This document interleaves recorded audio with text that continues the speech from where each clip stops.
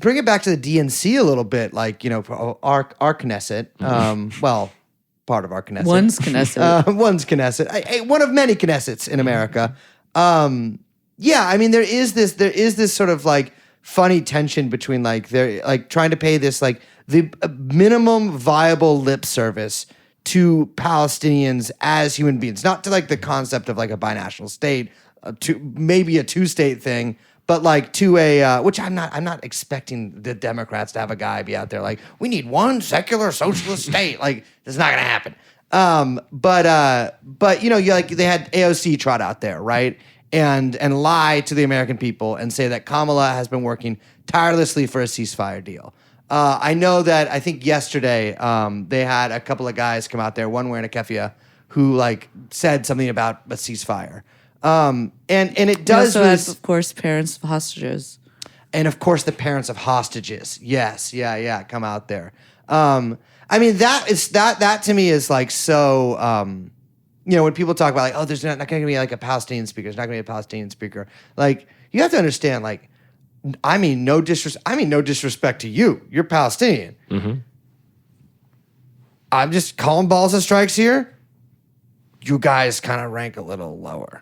I mean, there's no like world where the Democrats are putting a Palestinian on live network television. Yeah. Like, it's just not happening in this context. They didn't even put that Atlantic Council guy on there. Yeah. Like, there was an Atlantic Council guy. I was like, I'm trying to speak like one of those like classic Barry Weiss fucking like hatchlings who wants to go up and be like, you know what? Neither Hamas nor Netanyahu, but in the end, Netanyahu. And like, you know, one of these motherfuckers that go up there. They didn't even let that guy go up there, right? Like the reality is like actually.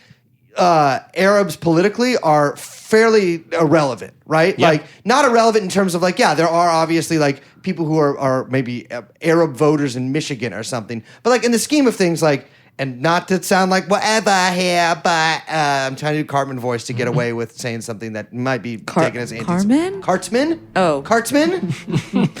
Like the opera. Cartsman? Yes. The opera? What about the hip opera? Do you guys remember that? I can't don't want me doing hip hop on this motherfucking podcast. You think I should start rapping? Hip opera. Hip opera, I know, but you think I should start rapping in Italian and like with some. Anyways, the Arab is not doing great in terms of its position in the Democrat coalition, and pro-Israel Jewish donors and voters as like a voting bloc.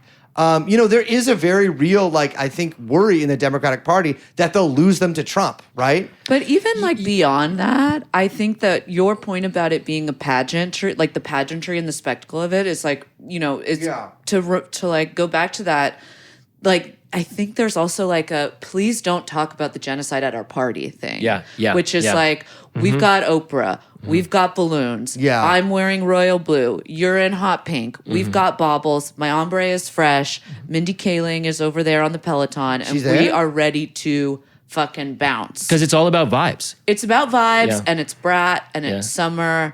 And like, please, we can't talk about the rape concentration camp. I gotta be real, now. yeah. The Palestinians are kind of serving not so hot girls, hot girl walk, girl dinner.